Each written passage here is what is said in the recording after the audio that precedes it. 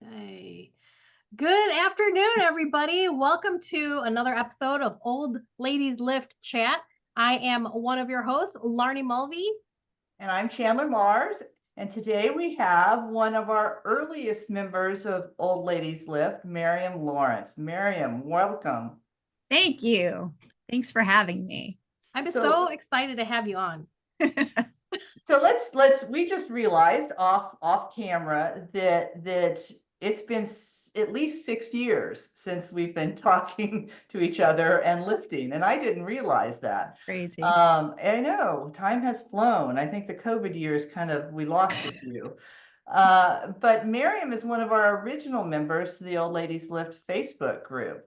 And we think, because we didn't look, it was one of our first Old Ladies Lift chat discussions. So, Miriam, tell us a little bit about yourself and how you got into lifting and how long you've been lifting. Oh boy. Okay. Yeah. So I started, I'm 56 right now. I'm going to be 57 in July. I started lifting at 48. So that would be, I want to say 2015. And I actually started for aesthetic reasons. I love to say this. I wanted a booty. You can have mine. I had kids, couple kids, they were in their teen years at that point. And I had gained some weight. I had decided to lose some weight. I had done it, what many people tell you is not really the right way. I just cut calories. And so I lost muscle too. And I just didn't like how I looked. And like I said, I wanted a booty. I wanted to be toned, right? How many women in our group would say they wanted to be toned? Absolutely. Lifting, right? So I found a program online. We had a little bit of equipment in our basement. I started doing it, and I asked my husband for some stuff, and he's like, well, let's see if you actually stick with it before we start getting more equipment and everything. And that was sort of like a challenge, So I said, it's like, I got to stick with this now. And I just fell in love with the barbell movements. Nice. It was a great program that I started with. It was full body strength training, and it had really good instruction, and it had barbell stuff in it. And that was, off and running with that. And then I got on Instagram. I started posting my training on Instagram, just sort of as a journal for myself. And I started to learn about powerlifting. And I did an Iron Sisters camp in 2017 with Frances Menias? Yes, with Frances. Yes, and love yeah, her. and it was the OGs. It was Kimberly Wofford and Jen Thompson and Monica Brown were the coaches of that camp. So these are all, if anyone listening doesn't know those people, you should look them up. Hopefully you absolutely should. And then I went to see a competition. I just went to watch one. It was actually, I think it was USAPL state championships here in Vermont. And I watched a woman named Chrissy, I'm forgetting her last name right now, Chrissy Paraki, who's from Massachusetts, who ended up a national champion or, top national person. She actually went to that state championship to qualify for that nationals, and she pulled 400 pounds deadlifted, and I was like, oh, I'm hooked. I have to do this. So that's it. I started competing in late 2017, and I've been competing ever since and training ever since. So. And it's been an interesting ride, all these years.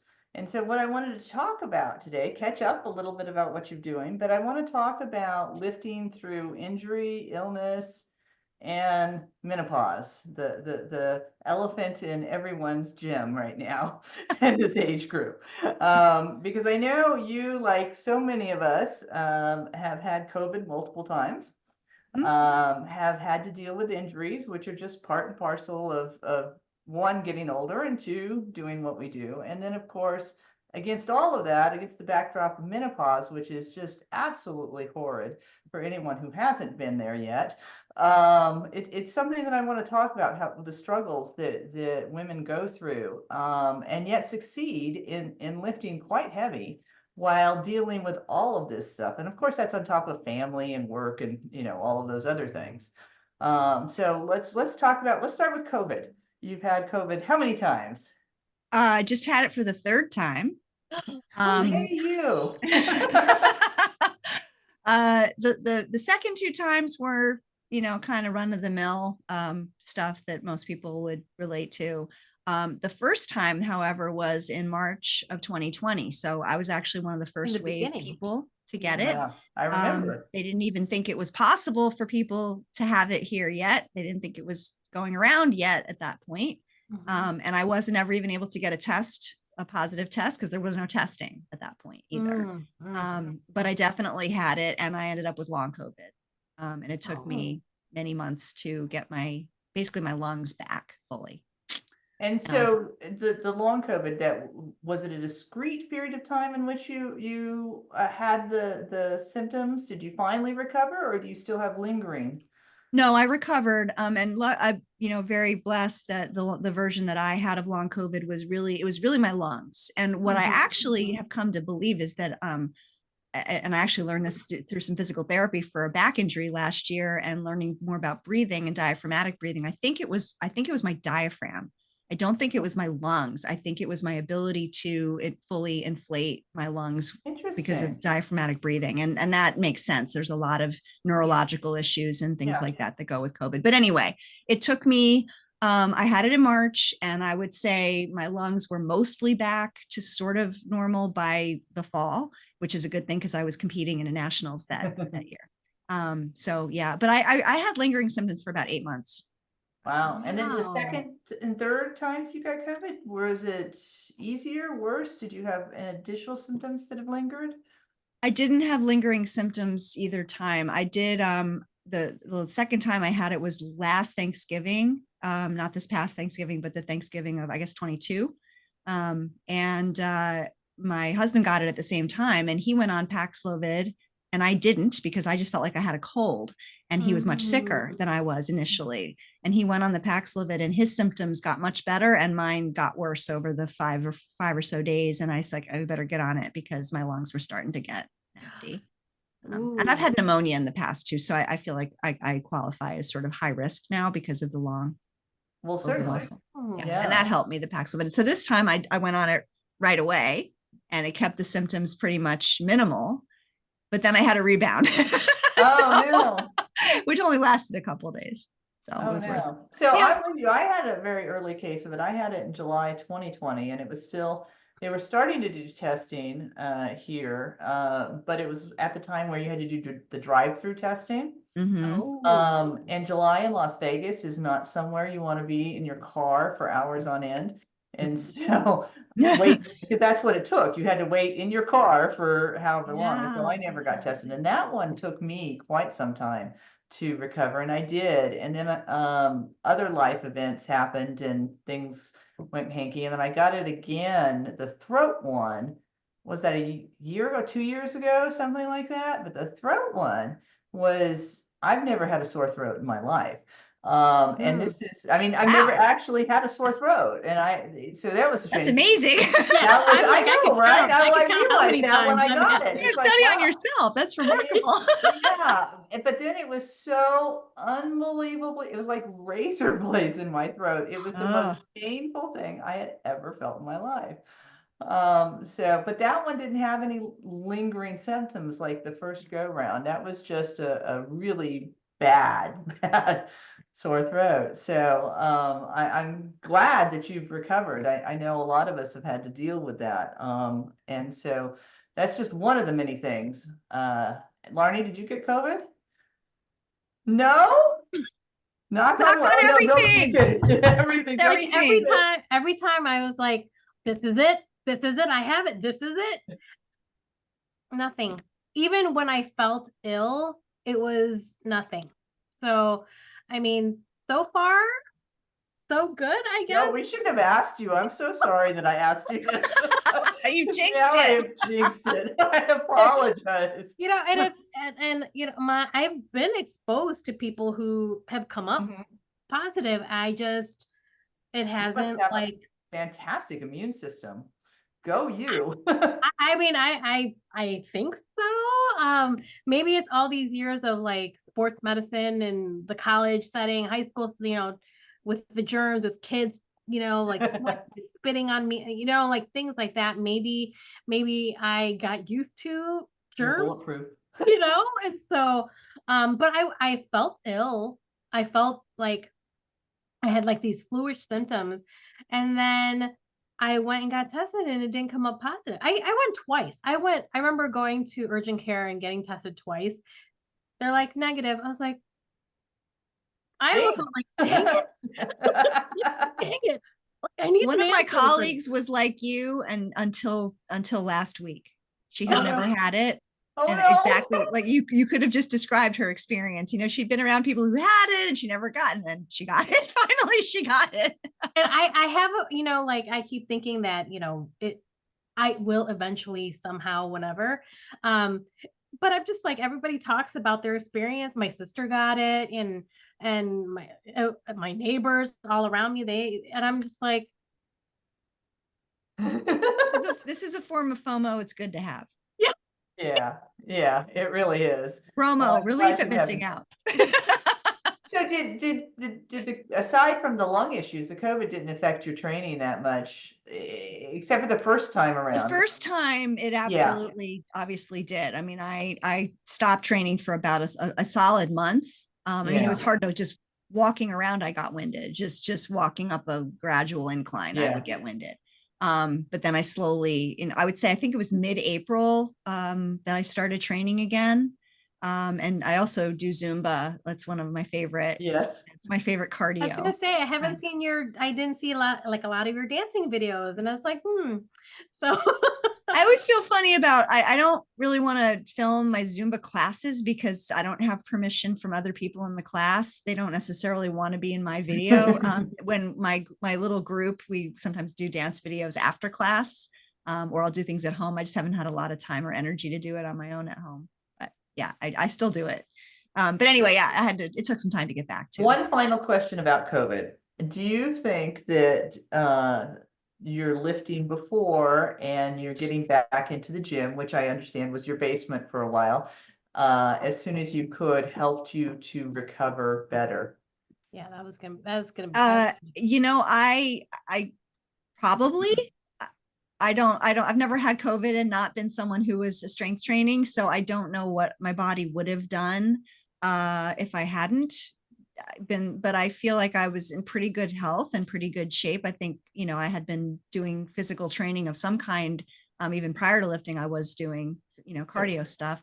And I think from a mindset point of view, if nothing else, I mean, it was really hard to not be able to train, but also you build resilience through training. You learn how to deal with hard stuff and, that you can get through it. So, I think it helped me in that way. I agree. Every time I've been sick, I have found that exercise, whatever exercise I can manage, is what helps me get through it and what helps me determine how I am doing in terms of the recovery. So when I had COVID like you the first time, it did affect my breathing. It hit my heart pretty significantly. Yeah, I And the remember first that. time through, I remember, I mean, I couldn't lift for a couple weeks. But then when I would lift, I would have to rest after each lift for Yeah. like 5 minutes, Yeah. and just sit there. And it was a process where building that back to where I could do an actual workout. It took many months before didn't have to sit down and just sit there until everything settled down again. So, Well, here's an interesting thing. I have an Apple Watch and I track a bunch of different things. And I don't even necessarily pay that much attention to what the watch says about VO2 max, but it does track that. And, I am trying to kind of make it go up over time.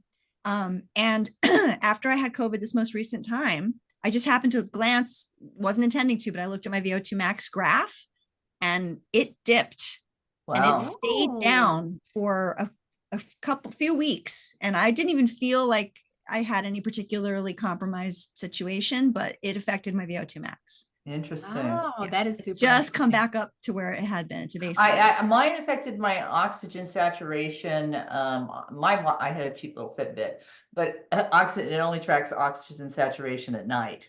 And so mine for many, many, many, many months, my O2 sats were really in the toilet at night. And it took quite some time to bring it up to normal again. And so, yeah. That's really COVID's a interesting. weird bug.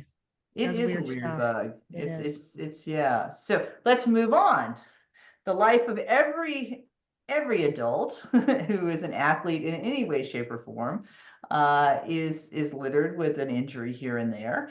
And I know I follow you on Instagram. You've had your fair share, and recently you've had to, do some physical therapy and work your way back. Let's talk about that again. Yeah, it seems like there's always something, especially I think often I'll get into, I do a long off season and I'll get to sort of like a few months before I'm planning to compete, and something will catch up with me. And actually it's interesting, and this is actually probably worth talking about. Last year, with the most significant injury I've had some shoulder stuff. I'm dealing with a shoulder thing now, which is getting better, which I'm really happy about.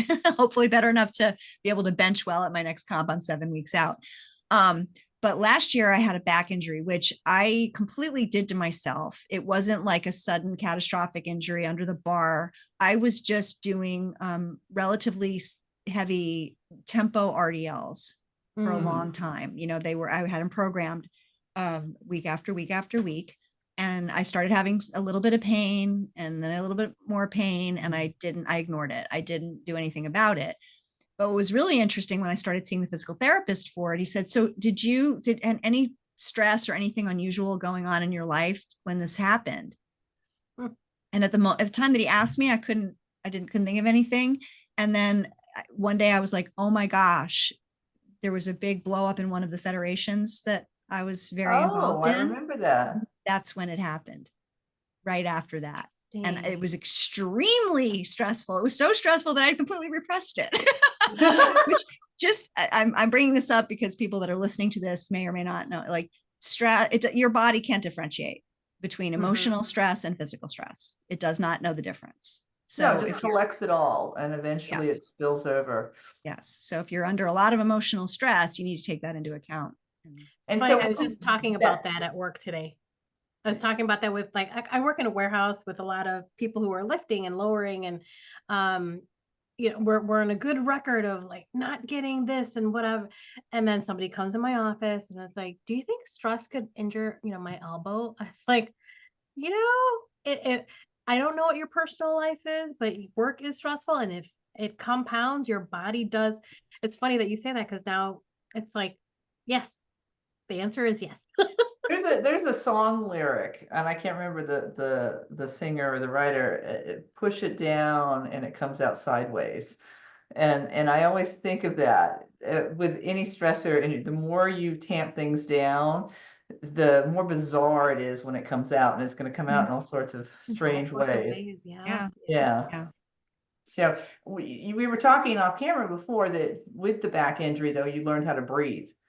Was that the back injury or was that yes. Okay. No, it was the back injury. Yeah. I just goes to show you, I've been lifting for years. I've been squatting heavy. Human for years. I've been human for years. Yes. Oh, it's amazing. It's amazing what we don't know about breathing.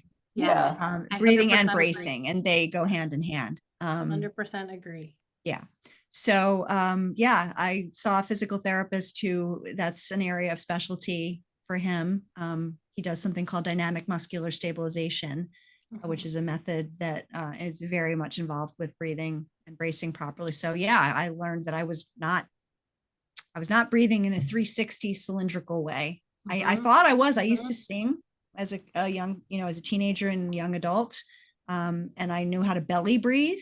And so I thought, oh, I'm great at diaphragmatic breathing, but I was breathing all to the front. You can't see what I'm doing with my hands, but I'm but you need, it should be you're breathing into your back and breathing into your sides. Into the sides, yeah. I was not doing that nearly as enough. So I was stabilizing with my muscles and they couldn't handle it. Which is, again, kind of remarkable that whatever you're not doing correctly, the rest of the body picks up the tab and allows you to function anyway.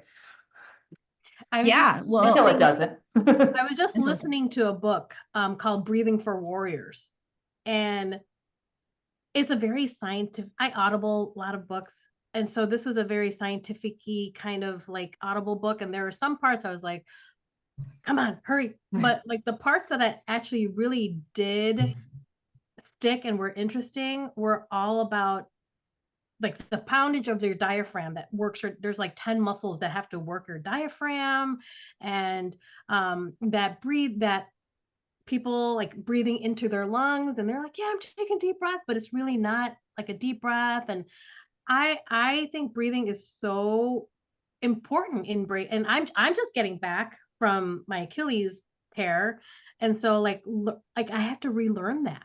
Like it's so like I'm so scared when I do my deadlifts. I'm like, oh my god, it just feels so bad. But it's like I'm relearning how to breathe again. It's crazy. Yeah.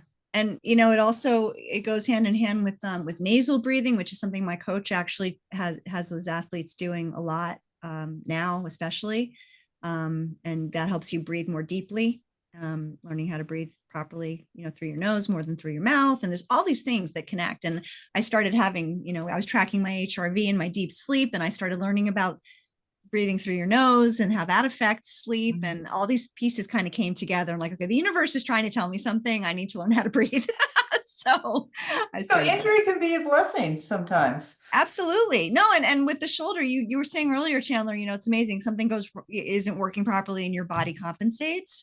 And that's, my shoulder, same thing. It's like my scapula, I don't have the right. Yeah. Me too. The scapula on this side it's not functioning the way it should. It doesn't move the way it should. And I have an imbalance between, this is very common with lifters, my pecs and my back muscles. Mm-hmm. And a lot of people's shoulders roll forward and that kind of comes out of the, so, and you do that and all the muscles have to compensate and you end up with a rotator cuff injury because all these little muscles that are not supposed to be doing that, your lats are supposed to be doing the work. Or you have a rotator cuff injury already. I've had many. So Yes. anyone that's despairing about that. I've had injuries so bad on both sides I couldn't close a car door. And oh so. Yeah, and I'm always humbled. This sounds funny, but I'm always humbled when the bar goes up, because when you think about how old we are, how many injuries we've all had across life, and some of us have had children and surgeries and everything else, the bar goes up, and it's like this body somehow manages to pull that bar off the ground or push it or whichever lift you're doing. And that always just, I don't know, that fascinates me, that there's something magical in there that is beyond our beyond the sum of our parts. I mean, it's just, I don't know, I'm rambling. Well, it makes me think do the two of you ever have this sort of dialogue in your head where I know when I get injured, I get mad. I feel frustrated and I feel angry and I get mad at my body. I feel like my body's betrayed me and I'm angry at it, and for I can't do what I want to do. And like, why do you have to do this to me? And then I have to sort of step back and remind myself, like, my body's this miracle that's putting up with all of this stuff that I'm asking of it. Yeah. And try to sort of have some grace and gratitude. It's difficult sometimes, but it yes, is. My coach, when I tore my Achilles, he, I was really bummed about myself and I was like, oh, I can't do this, but I can't do like the strongman stuff. I can't even lift. And he's like, why don't you focus on what you can do instead of what you can't do?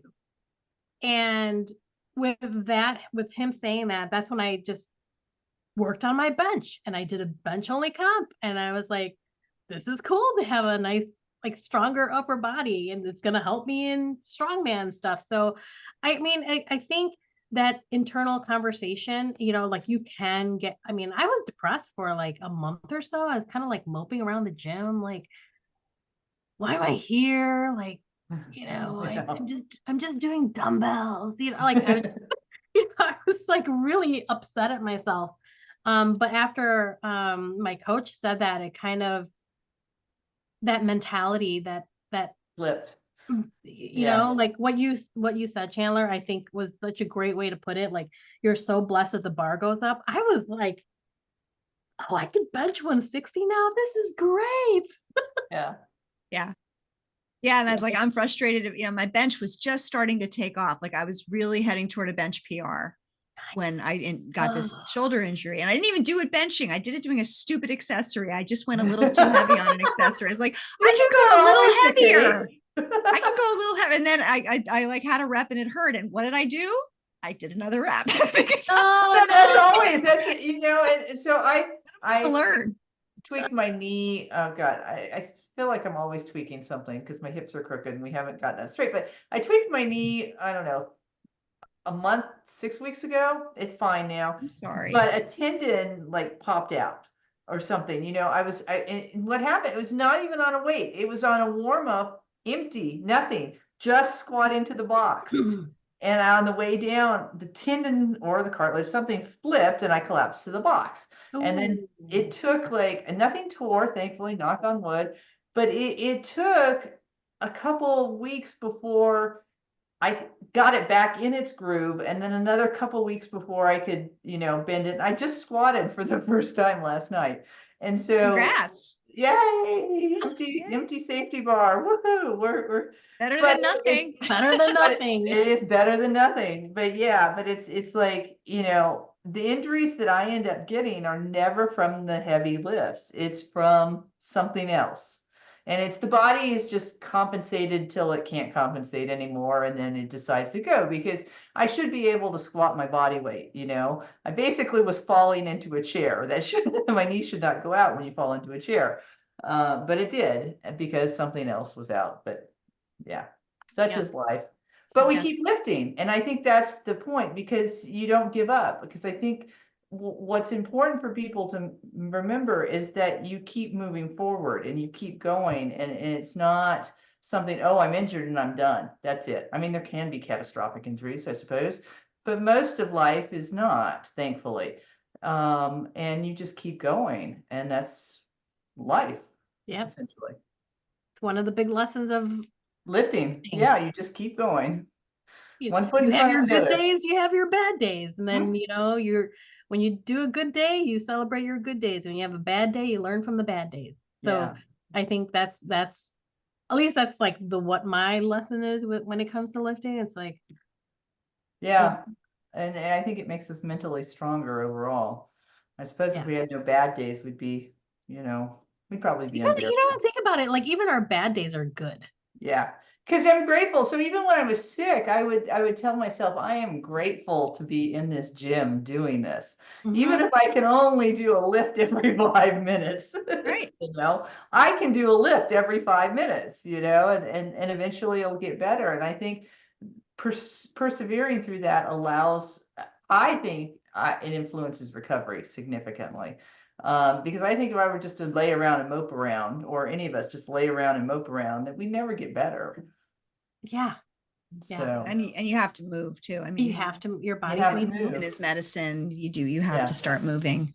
Yeah. And I had a lot of back injuries and back problems when I was younger. I mean, lifting fixed my back. I tell people that all the time. They're like, I could never do that. I have a bad back. Like, you have no idea Oh my Yeah, God. what a exactly. bad back I had. Like, it's Yeah. so much better now. But I used to sit around. I used to immobilize myself. I would, take And I think painkillers that's and lie wrong. around. And Yeah. it's the worst thing you can do. And I think that's part of the reason so many people are unhealthy is because they're told that they can't do this or they can't do that. And so they don't do anything. Well, Mhm. and also, I mean, I don't know, maybe this is a controversial thing to say, but I feel like we have a real sort of epidemic in our society of people thinking pain is bad, suffering is bad, difficulty is, they want to avoid pain at all costs. And I remember Yes. when I was getting ready to have my kids, I had women saying to me, like, before I even was in labor, I was just like coming up to it. They're like, it's going to hurt so much. You're going to walk in the door and you're going to ask for the anesthetic right away. You're going to ask for the epidural. And they were just like, this horrible Because thing you was going to avoid pain. Yeah. Yeah. And I chose not to actually use any anesthesia either time that I had a baby. And I did suffer, but I that was a choice I made. I'm not, no shade on anyone. I almost I had did. a choice. I had a Because it was, C-section. I did. But I feel like pain, there's good pain and there's bad pain. And you have to learn to differentiate Yes. between the two. Yes. I Because there's think that's certainly the- times. Discomfort. that's Let's the- say discomfort. I think we, Yes. as a society, we don't want anyone to have any discomfort, and discomfort is necessary. It is Yeah. literally necessary. Well, Like, that. absolutely it's necessary. It's absolutely necessary to grow, but Yeah. it's this will be a tangent, so I won't talk about it. But Well, sorry, I went off. I always go off on tangents. biochemically, it's absolutely necessary. So just leave it at that. So let's talk about biochemistry and in the big M, menopause. Which Don't you all get of me us. started about Speaking this of conversation. discomfort, Yeah. Can I just tell you my most recent doctor's appointment for trying to figure out what is wrong. So every year I age, I go, what is 47 going to bring me? What is, and when I turned 45, it gave me this curly hair. Really? Yeah, let's just say 40, maybe that. in like maybe the 40s, all of a sudden super wavy hair. It was wavy before, but now it's like super wavy. So 47 comes along and I was like, maybe this is it. Maybe I'm like not getting anything. Boom, brain fog, high anxiety, that sleep. Miriam, I think I answered, I like replied on one of your posts, like Yeah, you that did. sleep. I just cannot sleep. The weird little baby hot flashes I get in the nighttime. And I'm like, maybe it's just hot outside, even though it's negative temperatures outside, It's like, I don't, and then I went to the doctor just recently and she pretty much told me it's in my head. Oh. New doctor time. Yeah. And I've been looking for like someone who's going to help me. Like maybe I need a hormone thing. Maybe I need this, and she like almost like refuses to How old help is this me. woman? And the funny thing is, she's one of the younger gynecologists that I saw, and I was like, well, maybe that she's got something new. Maybe she's like, understands like the newer, updated things. And although my blood work range fell in like some of the normal, she goes, I hate it when the doctors go, well, you kind of fall on the low end of low, but you're okay. Like, what does that mean? A low end of low, so I'm low, and it's like she described me as um well, the way you train and the way you eat, you're like that gymnast, like those gymnasts who lose their periods and things like that. So when they stop training, their periods come back. That's how she described it. And I was like, Hypothalamic amenorrhea. Yes. yeah. I'm trying I to was like, control okay. myself right now and not just go into a screaming rage. Well, Yes, women's I was health like and that women's too. I was health like, research is pathetic. I mean, it has been since the inception of medicine. mhm. But it's particularly bad for women who hit menopause. Maybe not. It's particularly bad for all of women's health because everything in women's health is if there's anything wrong with you as a young woman, they give you the pill, and if that doesn't work, they give you an antidepressant, and that's the standard course of treatment. And then menopause, they give you the HRT, and if that doesn't work, they give you an antidepressant. So it's like I've had to change providers specifically for this. I'm still seeing, my OBGYN that I've always seen. And she tried very hard to help me. She did. But that she just doesn't have the time and the energy to try to do the tweaking that is Mhm. So necessary. let's back up. What were you experiencing, or are you experiencing? Me? Yes, you. Mary. Oh. So we just heard what Larnie has begun experiencing. Yeah, so I had hot flashes for a long time. My mother went through menopause, started it pretty young, and I've heard that the younger you start perimenopause, the longer it goes for. Oh, lovely. That's what they say. Yeah. My mom started in her mid 40s. I started in my mid 40s, just having hot flashes, really more late, like into early 50s. And I could deal with them. They weren't awful. I mean, they were annoying, but it wasn't terrible. And I didn't feel the need to do anything really about it. I started having some aches and pains last year, like random, I was like, I have arthritis in my hands. My hands hurt. Where did that come from? It was exactly out of the blue, my ankles Mhm. or but it was in September. I just had this, like, it just fell on me like a ton of bricks. I started getting insomnia, which I've never had. I've always slept fine. I'm a very good sleeper. And this wasn't like I was lying in bed anxious or I was lying in bed with racing thoughts or anything. I don't really have that. I just couldn't sleep. I literally, like, my brain, the thing in your brain that flips off, this, like, when you start to fall asleep, I would start to fall asleep and I would wake up. Yes. I had over and that. over and over again. And I got to the point where I was lying in bed for hours and hours and hours, not sleeping. So I finally, in desperation, I, contacted my OBGYN. I was like, this has got to be menopause. And I think so she's like, okay. And she put me on estrogen right away, which started to help for a while. And then I started to get insomnia that was much more anxiety. It was like what you just described, Larnie. It was like, it felt like cortisol surging through my body Yeah. and anxious, which I never am. Usually I don't have an anxiety thing.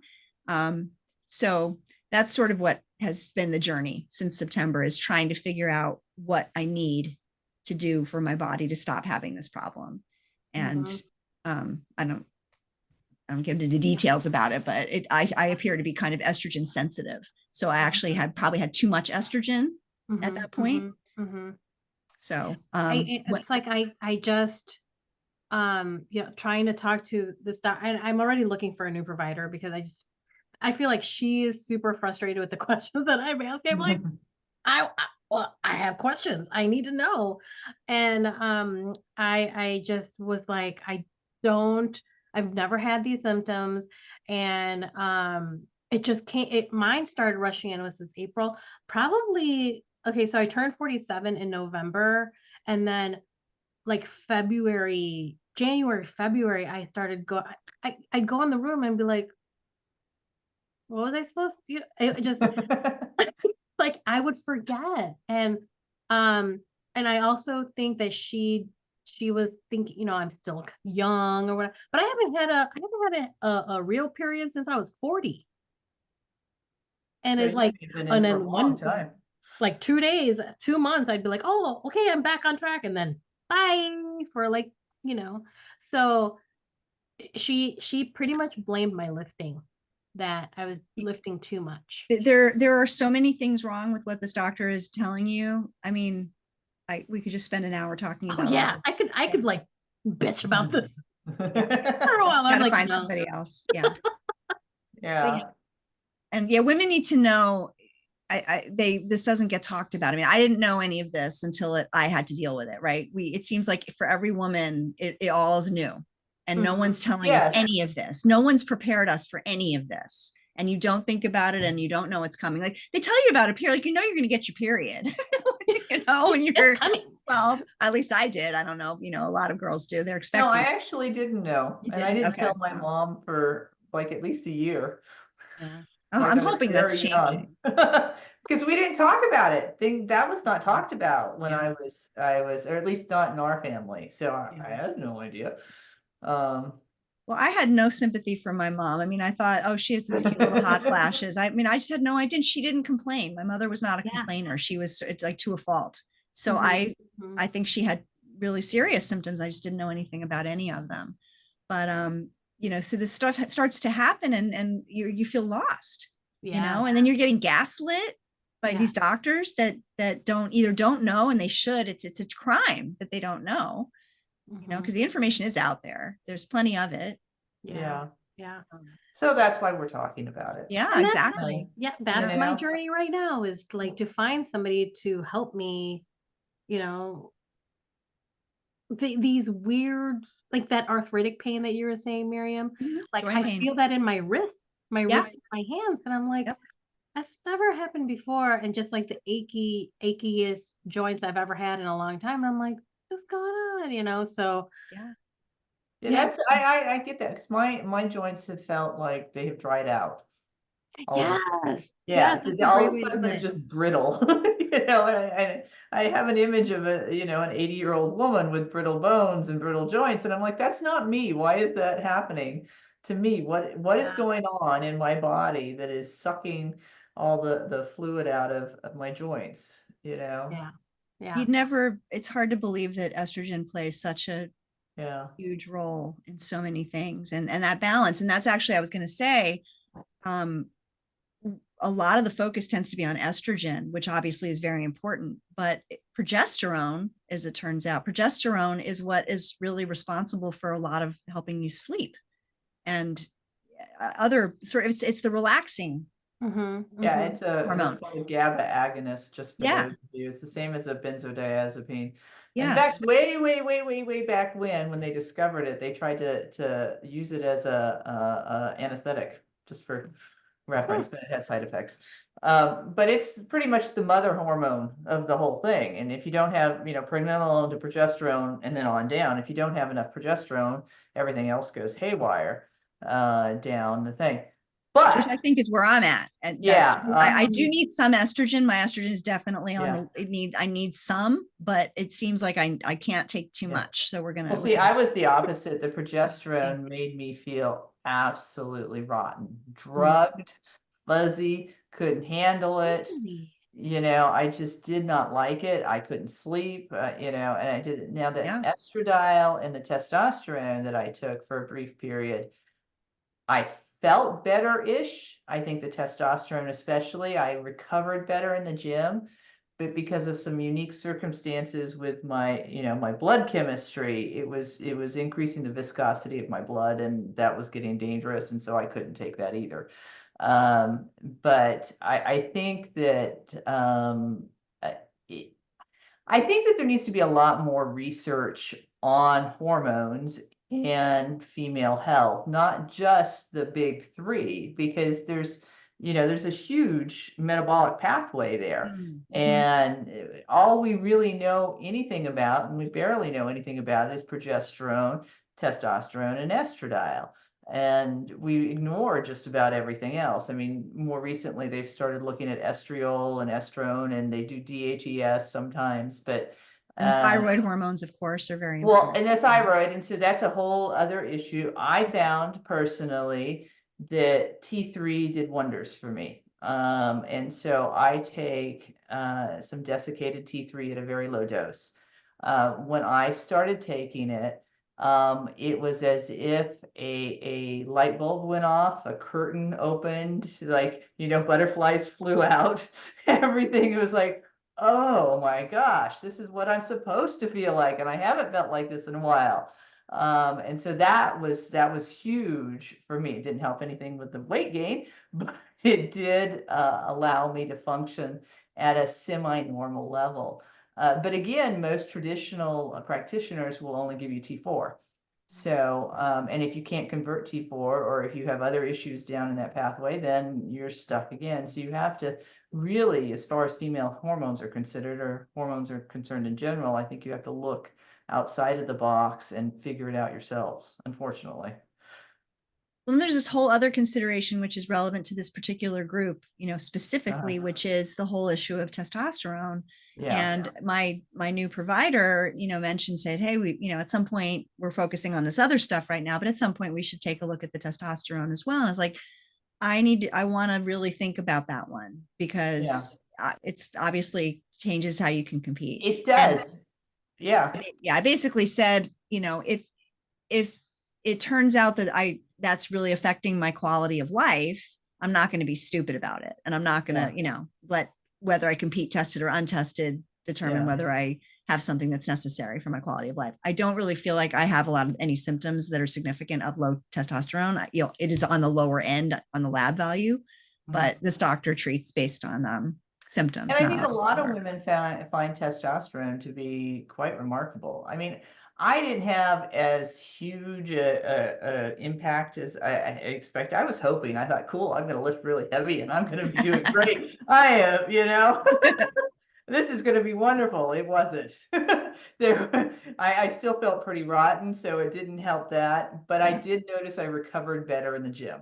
That was the one benefit that I saw. But all of the other stuff was just kind of, and then the underlying blood viscosity issues created problems. So I felt like I was going to have a stroke. So I was like, nah, that's not worth it. It's not worth it. So, but I do know you see in our group in particular, you see a lot of women who have begun using the HRT and testosterone in particular.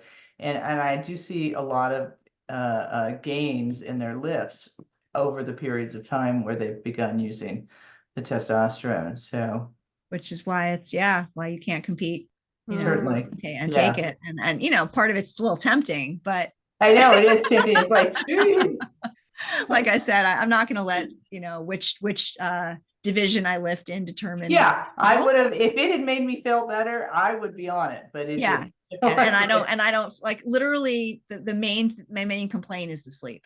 You Yeah. know, I'm not perfect. There's other things here and there. You know, I definitely want estrogen in my body over the long term, just like for metabolic health and bone health and all that stuff. It's good to have it, but really I didn't go for it for that reason. It was just the sleep. So I'm at that point too. I'm like, Yeah.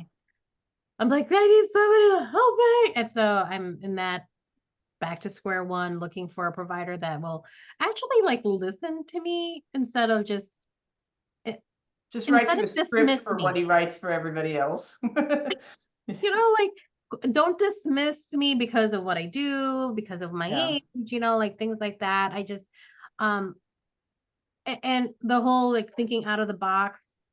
Yes, my blood work, blah blah blah. Let's think a little bit bigger. And it's been like the most frustrating health thing that I mean, my Achilles tear was Achilles tear, whatever, cool, you know, it'll heal, it's whatever. But this hormone thing, it's been the most frustrating health journey I've had in my life. I'm with you. And I've had multiple knee surgeries. I've had, you know, injuries. Absolutely, I agree with you. And it's a moving target. It is. And because I think over time it changes too. It does. Yeah. My provider just said this. Like, you think you've solved it, but you're not going to solve it. It's because. But I do think the T3 is useful, so y'all might want to look into it. Maybe it's not useful for everybody, but that really made a huge difference in everything, including my sleep. Now, I will say that for a period of time, the dose was too high, and then you have not had insomnia like you have had thyroid insomnia. So, I mean, absolutely no sleep, not even a wink. But as soon as we got the dose right, everything has evened out and stabilized, and I, knock on wood, I don't want to jinx this, but I will often sleep through the night again, which is, you know, hadn't happened in years. And did your blood work reflect that you had an imbalance of thyroid hormone? Because my blood work was normal for all. Did you do the full thyroid panel or just the standard T4? It was a cascade, I think, but I don't know if I had a full. So you have to. That was the first thing my doctor wanted to look at when I came in with insomnia. They tend to only do TSH and T4. Sometimes they'll do T3, but very rarely. But you need all of those, plus you need reverse T3, plus you need the antibodies. And there's a couple others in there to see the whole pattern. I had very high reverse T3, which is it inactivates your T3. So whatever you're making doesn't get used. And normal doctors wouldn't treat that, but I found someone who would, and it made it work. I mean, it was pretty much the first time I took it. I was like, I woke up, and it was the brain fog lifted, everything was good. And then we had to figure out the appropriate dosage. And I went off of it a couple times thinking that, well, maybe I don't need it anymore. And I will go off for a couple weeks, and then I will eventually just crash. And so I would like not to be on it indefinitely, but it may be that at this point in my life I have to. But I'm on a very, very small dose, but it seems to be what I need to function. So it is what it is. There is a Facebook group, Larnie, that you might find helpful. I found it helpful. I can send you a link, or you can post it in the show if you have notes for this. But it's called the Bioidentical Hormone Group, I believe. I have to look up the exact name, but it's a Facebook group that's completely devoted to this topic. And there's some very knowledgeable people. And there are a couple of telehealth providers that a lot of the people in that group use to help them. Oh, that would be wonderful. Because I keep getting, you know, the Winona, somebody, when I posed the question in our group, and somebody's like, I'm on Winona, and it's a cream thing or whatever. And then I also was suggested for another group through one of my teammates who's like 76. She's still training with us and everything. Like, oh, you should look into this group. That's what my daughter does. And it's very interesting because the people who run the group, this company are two like big male bodybuilders, I think. And so I think it's very interesting. And I haven't looked into their company very much, but they do everything like telehealth too. So I mean, if there's a telehealth, I don't have to drive my 45 minutes to go see a doctor, just for a 5-minute conversation. And all she's gonna tell me is it's in my head. Like, Here, have a That's not nanny. useful. I'll talk to somebody. I'll do Yeah. telehealth. Yeah. So That would be great, yeah. Well, I think we should probably wrap up. And the one thing that I forgot to mention is that Miriam has this blog called That Badass Broad. So y'all should take a look at that. I get her emails. Sadly, the insomnia issue has put a big crimp in my ability to do as much of with that blog as I want to be doing, because I can't get up early in the morning to do it. Because yes, no, I when I was having the brain fog and the insomnia, the whole last year that we did this podcast, I was not doing too well. That's why Larnie was doing everything. Well, I'm but trying. So yeah, thank you. so At you wanna badassbroad.com. send us out, Larnie, since you're really good at the clothes and I am not. Oh my gosh, Chandler. Okay. Well, thank you everybody for coming in to this episode of Old Ladies Lift Chat. Sorry if you hear the dog outside. I've been muting my camera because the dog is barking outside. But Miriam, thank you so much for being our guest again and giving us an update on things. On like All the things. A lot of things. Lots Many of things. So We're all thank you dealing so with much. a lot of things at our age, aren't we? Oh, I mean, if you think about it, we haven't, Chandler, when was the last time like 2 years ago? We haven't done this show for like 2 years, and this is like our revamping of Our revamping our third episode. Yeah, this is the third episode. Third but episode. It's been like 2 years since we Yeah. did it the first time, so we're making gains and we're doing it.